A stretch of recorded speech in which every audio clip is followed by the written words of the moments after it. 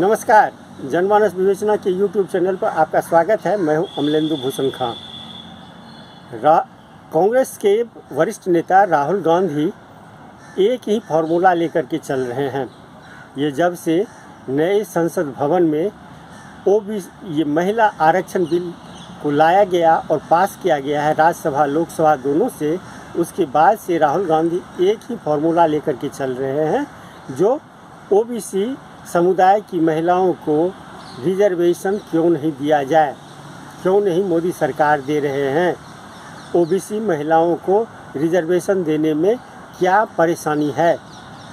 जब से ये महिला आरक्षण विधेयक पास किया गया है उसके तहत 187 सीट्स जो है लोकसभा की वो आदिवासी महिलाओं के लिए और दलित महिलाओं के लिए रिजर्व कर दिया गया है। डर लगता है जैसे ही दो चीजें हैं। आप एक काम करो, कांग्रेस पार्टी के बब्बर शेरों, कोई भी बीजेपी का कार्यकर्ता आपके सामने आए, उसके सामने अदानी नाम ले लो, भग जाएगा।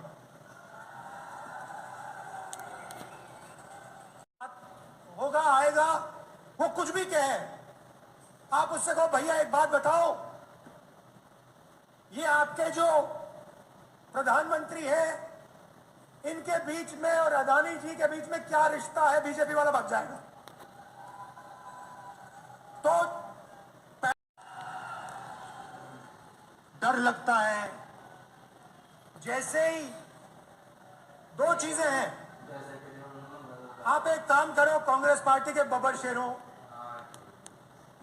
कोई भी बीजेपी का कार्यकर्ता आपके सामने आए, उसके सामने अदानी नाम ले लो, भग जाएगा।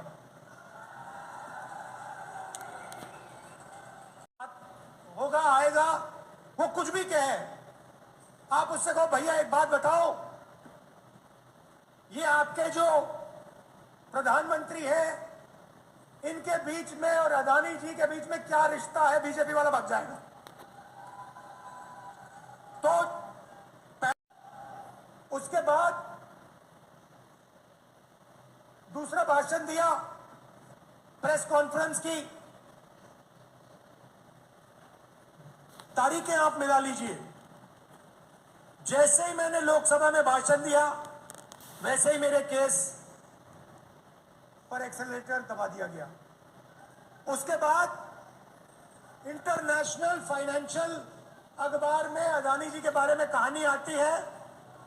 मैंने प्रेस कॉन्फ्रेंस किया, जिस दिन प्रेस कॉन्फ्रेंस किया उस दिन नरेंद्र मोदी जी ने स्पेशल सेशन लागू कर दिया। और पहले महिला आरक्षण की बात नहीं थी। आपको याद होगा, पहले हिंदुस्तान के नाम को बदलने की बात थी। याद है आपको? इंडिया से भारत। अब पहली बात, कॉन्स्टिट्यूशन में साफ लिखा है इंडिया दैट इज भारत, मतलब दोनों नाम कॉन्स्टिट्यूशन में है।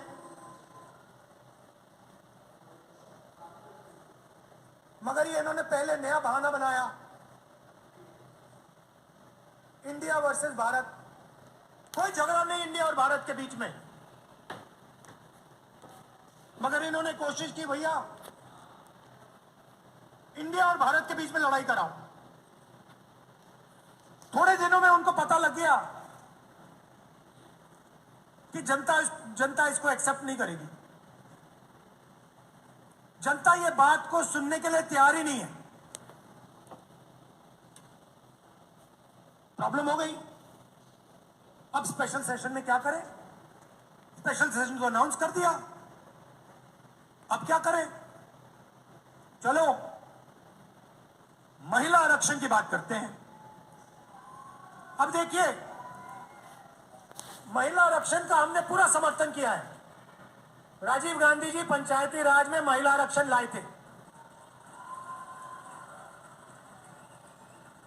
हमने बिल का, सब पार्टियों ने, इंडिया ने, जो हमारा गठबंधन है, सब पार्टियों ने कहा हम इस बिल को पूरा समर्थन देते हैं। मगर इसमें हमारे 2-3 सवाल हैं, सवाल के जवाब दे दीजिए। पहला सवाल, इसमें ओबीसी महिलाओं के लिए रिजर्वेशन क्यों नहीं किया? दूसरा सवाल, बीजेपी के लोग कहते हैं कि महिला आरक्षण करने से पहले नए सेंसस की जरूरत है और नए डिलिमिटेशन की जरूरत है। यह सच नहीं है भाई और बहनों। महिला आरक्षण को लागू करने के लिए विधानसभा और लोकसभा की 33% सीटें महिलाओं को आज दी जा सकती हैं। मगर इन्होंने बहाना बनाया है। ये चाहते हैं कि महिला आरक्षण 10 साल में लागू हो। हम चाहते हैं कि महिला आरक्षण आज लागू हो।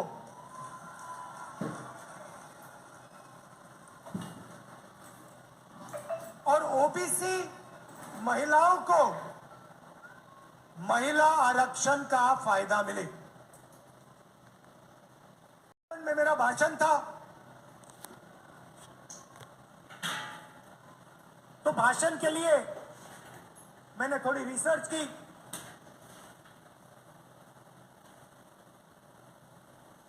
हमारे जो इंस्टीट्यूशंस हैं, जो संस्थाएं हैं, उसमें ओबीसी वर्ग की, दलित वर्ग की, आदिवासी वर्ग की क्या भागीदारी है? तो मैंने क्या किया, हिंदुस्तान को 90 लोग चलाते हैं। हिंदुस्तान को, आज के हिंदुस्तान को एमएलए और एमपी नहीं चलाते हैं। आज के हिंदुस्तान को प्रधानमंत्री 90 अफसरों के साथ चलाते हैं। वो कौन है?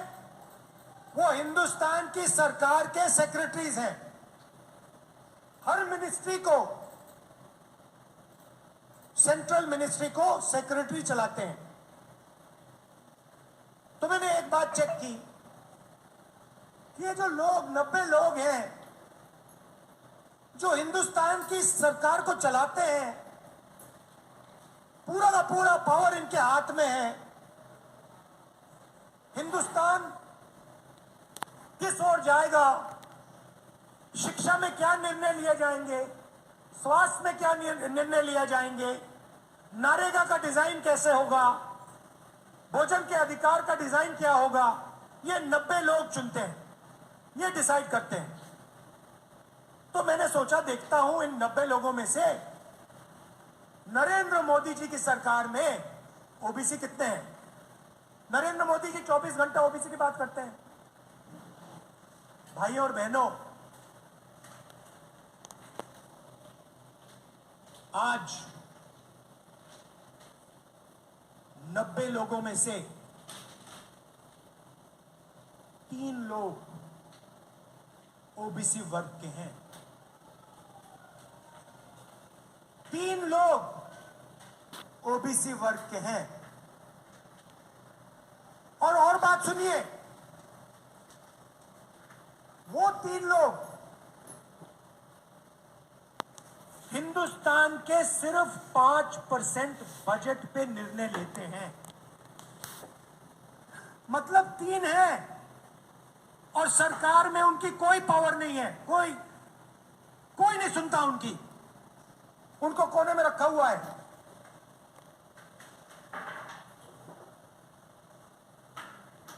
तो फिर पार्लियामेंट में मैंने एक और सवाल पूछा, जो शायद हिंदुस्तान के लिए,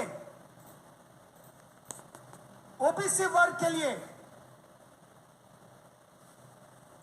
सबसे महत्वपूर्ण सवाल है और वो ये है कि इस देश में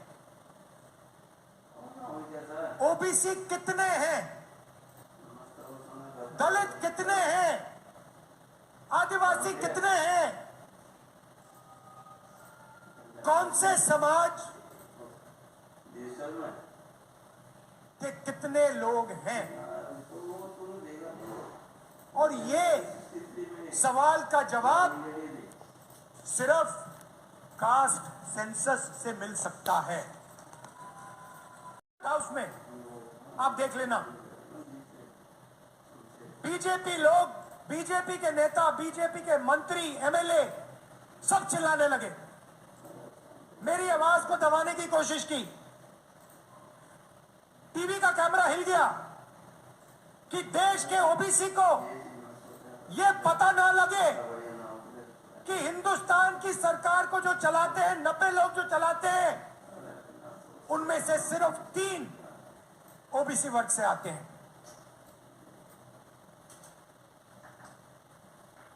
नरेंद्र मोदी जी, बीजेपी अदानी जी से डरते हैं। अदानी जी शब्द को अगर विपक्ष का कोई बोलता है, बीजेपी का कार्यकर्ता, प्रधानमंत्री, मंत्री सब हिलने लगते हैं। खत्म हो गए, हम वजन नहीं उठा पा रहे हैं। राजस्थान की सरकार ने हमारी मदद की, हम ये कभी नहीं भूल सकते। शिक्षा में 3600 इंग्लिश मीडियम स्कूल हमने खोले हैं। अब आप एक काम कीजिए, मैंने काम किया इसलिए मैं बोल रहा हूं आपको। लोकसभा में मैं आपको एक बात बताता हूं, लोकसभा में एक दिन मैंने देखा बीजेपी के एमपी अंग्रेजी के खिलाफ लंबा भाषण दे रहे हैं।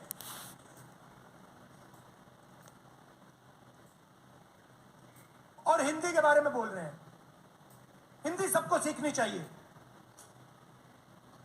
मगर अंग्रेजी भी सीखनी चाहिए।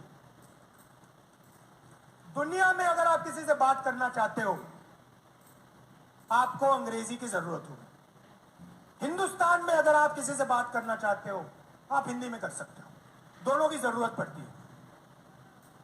बाद में मैं गया पीछे, सुनिए सुनिए, बाद में मैं पीछे गया और मैंने उनसे पूछा, भैया एक बात बताइए, सुनिए, डिस्टर्ब मत कीजिए। मैंने पीछे गया, मैंने कहा उनसे, भैया एक बात बताइए, आपने अंग्रेजी के खिलाफ बात की, आपके जो बच्चे हैं वो हिंदी मीडियम स्कूल में जाते हैं या अंग्रेजी मीडियम स्कूल में? इंग्लिश मीडियम स्कूल में जाते हैं। मतलब ये चाहते हैं कि इनके बच्चे अंग्रेजी सीखें और गरीबों के बच्चे अंग्रेजी ना सीखें। मतलब 2 हिंदुस्तान बने, इनके बच्चे अंग्रेजी सीखकर अमेरिका जाए, जापान जाए, चाइना जाए, और गरीबों के बच्चे अंग्रेजी ना सीखें और बाकी दुनिया में ना जा पाए, बाकी दुनिया से बातचीत ना कर पाए। हमें 2 हिंदुस्तान नहीं चाहिए, हमें एक हिंदुस्तान चाहिए।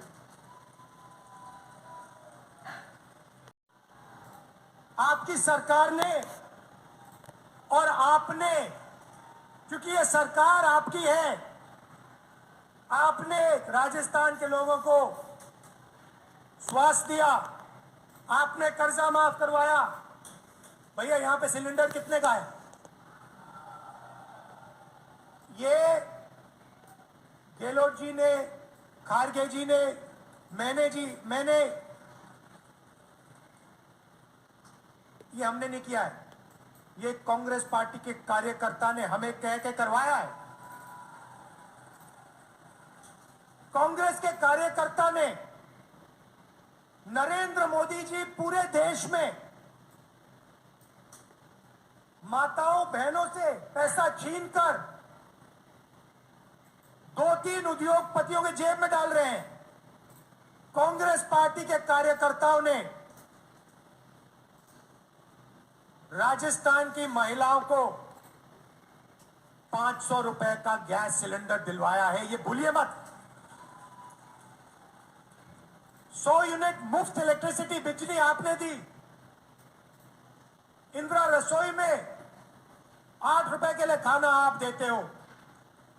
मैंने आपको हथियार दिए हैं। चुनाव का समय है, बीजेपी के कार्यकर्ता आपके सामने आएंगे, 2 सवाल पूछिए। कास्ट सेंसस क्यों नहीं करवा रहे हो? अदानी जी को आपने कितना फायदा पहुंचाया, देश को बता दो। हमने आपको स्वास्थ्य दिया, 500 रुपए का सिलेंडर दिया, कर्जा माफ किया। ये आपके हथियार हैं। मैदान में जाइए, सच्चाई रखिए, और ये जो नफरत फैलाते हैं, इनके नफरत के बाजार के अंदर मोहब्बत की दुकान खोलिए। धन्यवाद, जय हिंद। आदिवासी और दलित महिलाओं के लिए सीट रिजर्व किया गया है, जबकि ओबीसी जो है पूरे देश में मत जो उनका है, ओबीसी समुदाय का मत बहुत ज़्यादा है। उनकी आबादी लगभग माना जा रहा है कि 50% के आसपास है। हालांकि कोई सेंसस नहीं हुआ है ओबीसी को लेकर के, इसलिए राहुल गांधी बार बार इस बात पे जोर दे रहे हैं कि जातिगत जनगणना करा करके ओबीसी महिलाओं को भी इसमें रिजर्वेशन दिया जाए। जो महिलाओं के लिए आरक्षण किया गया है उसमें महिलाओं को भी, ओबीसी समुदाय वाली की महिलाओं को भी रिजर्वेशन दिया जाए। और राहुल का तर्क है कि ओबीसी महिलाओं को रिजर्वेशन देने के लिए किसी भी ये प्रोसेस को फुलफिल करने की ज़रूरत नहीं है। सरकार जब चाहेगी तब ये हो जाएगा। लेकिन नरेंद्र मोदी सरकार ये चाहती ही नहीं है कि ओबीसी महिलाओं को भी रिजर्वेशन दिया जाए। आज के लिए बस इतना ही। हमें दीजिए आज्ञा। नमस्कार। आप मेरे चैनल को ज़रूर लाइक करें और सब्सक्राइब करें। आपका बहुत बहुत